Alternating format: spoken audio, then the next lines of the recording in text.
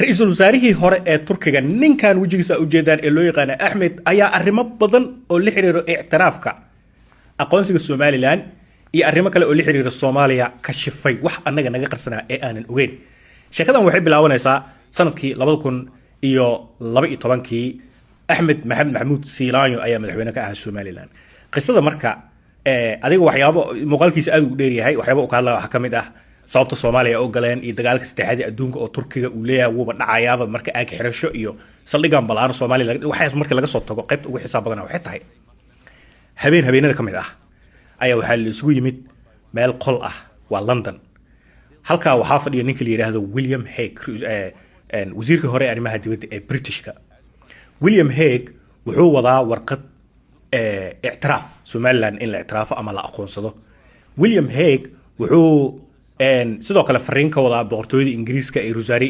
Ingiriiska oo gabi ahaanba aqbalay waliba u ololeeyay aqoonsiga Somaliland sanadkii 2012 madaxda Afrika oo dhan ayaa meesha fadhiso oo ayagana wada aqbalay in ay saxiixaan warqadaas aqoonsiga Somaliland inay go'do fiiri anagu waxba kama ogin intaas hadda ayuu ninka noo ka shafaya waa Rosario hore ee Turkiga Afrika oo dhan way aqbashay inta meesha fadhiisa laga hadlayaa Europe oo dhan way aqbashay meesha waxa fadhiya Finland Sweden Denmark Europe Scandinavia ila Europe tan kale Faransiiska kullu meesha fadhiyaan Ingiriiska marka ku guuleystay inuu ka dhaadhiciyo dalalka Afrika iyo dalalka Europe in Somaliland la aqoonsado Ingiriiskana cabashada ugu weyn uu qabay ayaa waxay ahayd Turkiga oo koonfurta soo galay waaga soo caga dhiganayay iyo Ingiriiska oo u fahmay in Turkiga uu rabay sidoo kale inuu ku sii saqo dhanka waqooyi Ingiriiska marka difaaci ka ahayd meeshaan aniga hadda hore aan yani guumeys u joogay in la go'o maadaama Somaliland ay diyaar u ahayd adiga aan muumin marka qolka lagu wada jiraa marka waxa cajiib ah Ingiriiska sidoo kale wuxuu casuumay Turkiga si Turkiga uu marqaato uga noqdo har arrinkaas lagu dhawaaqi rabay ee ahay aqoonsiga ama ictiraafka Somaliland shaqada markay meesha marayso kii Turkiga wuxuu yiri William Hague bahasha meesha ku qabo George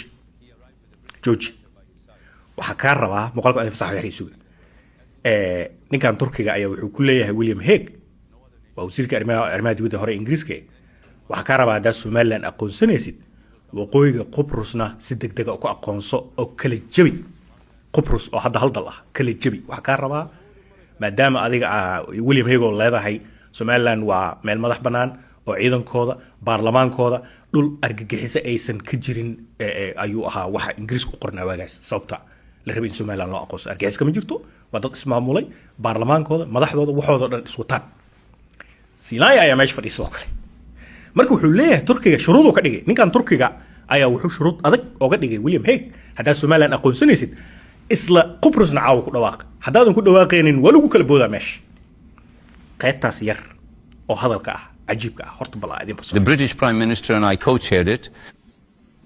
At the evening meeting, the British Foreign Secretary lobbied African and European ambassadors for the recognition of Somaliland as a state. The moment I walked in, that lobbying effort had almost succeeded. That's what they were discussing. I said, what are you trying to do? To the British Foreign Secretary, William Hague. William, what are you trying to do? I said, we are bringing stability to Somalia. You are trying to divide it. He turned and said, look, Ahmed, this Somaliland has a state, it has security, a parliament, and a military. There is no terrorism at all. They deserve to be a state. He said, do you know what I said, Mr. Muharrem? The people there were frozen in shock. I said, you speak so well. It seems you'll recognize the Turkish Republic of Northern Cyprus tomorrow morning. I said, it has a state, its own currency, security, and a parliament. There is no terrorism at all. I said, first you recognize the Turkish Republic of Northern Cyprus, then we can talk about Somaliland. The room went silent. Swedish Foreign Minister Carl Bildt, I'll say this. The next day, I called the president of Somaliland and invited him for a meeting. The Somali president, could you tell me? The regional president of Somaliland. Oh, regional, yes. sidii ay bahasha banad ku noqotay ama qashqashaa Turkigii ayaa dhaxda ka fadhiistay aqoonsiga Soomaaliya habeenkaas annaga iska wada hurnay adiga meesha joogto ma aqaano 2012kii haduusan ninkaas Turkishka ahayn Somaliland dalal fara badan oo Afrika iyo Europe ay aqoonsan lahayd saacadan marka goosad dal gooni ahaan lahaayeen ninka Turkiga ah ayaa bahashi saf soo dhaxdhigay sida hadda maqlaysan waaya bahashi marka meesha marayso marka kadib maxaa dhacay ninka Turkiga ah uu soo baxay wuxuu u yeeray kii Soomaaliya waagaas iyo Silanyo.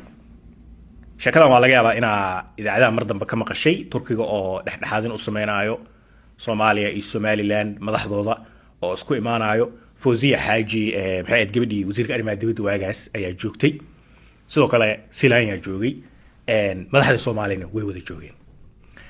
Marka Somaliland ayado Silanyo isagoo og in Turkiga waagaas qashqashaad uu sameeyey oo aqoonsiga loo u dhawaadeen ninkan Turkiga uu banaday, waa sababihii horta haddaa idaacadaha xasuusato waagaas ay aad u xanaaqeen Somaliland.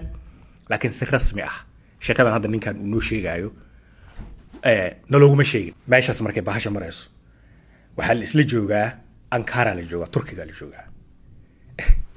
waxaa qosolku adiga saxamba hadalka qosol igu dilaayo ninka Turkiga aan dhahay kuwa Soomaalida wufuudda Soomaalida Somaliland ha ahaadaan iyo ku kale nin Ingiriisaba soo wateenba, nin British ah Soomaalidii daba socdo.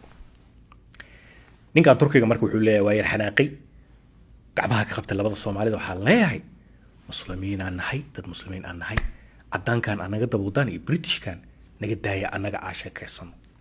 sheekaas cajiibka ila daawo. Yes. I told our Somali ambassador, Mr. Kani. He arrived with a British advisor by his side. I didn't say a single word. As he was leaving, I took his hand. I said, look, we are two Muslims. No other nation can come between us. And then in a few months, I will call for you, I said. You will come alone. And we did call him. In Ankara, we brought Somalia and Somaliland together. Why is that? reer Somaliland hadda ay Turki iyo fanqalkiisa iyo wixii Turki daba socdaba hadda kadib way nici doonaan, sababtoo ah aqoonsigii lagu sigtay oo Soomaaliya oo dhan ay ku hurday sida hadda loo baraarugsanay Soomaalida oo baraarugsanay waagaas ninkaas odayga ah ayaa banaday rasmi ah.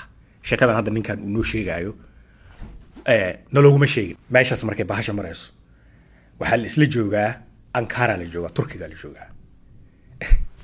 waxaa qosolku adiga saxamba hadalka qosol igu dilaayo ninka Turkiga aan dhahay kuwa Soomaalida wufuudda Soomaalida Somaliland ha ahaadaan iyo ku kale nin Ingiriisaba soo wateenba, nin British ah Soomaalidii daba socdo.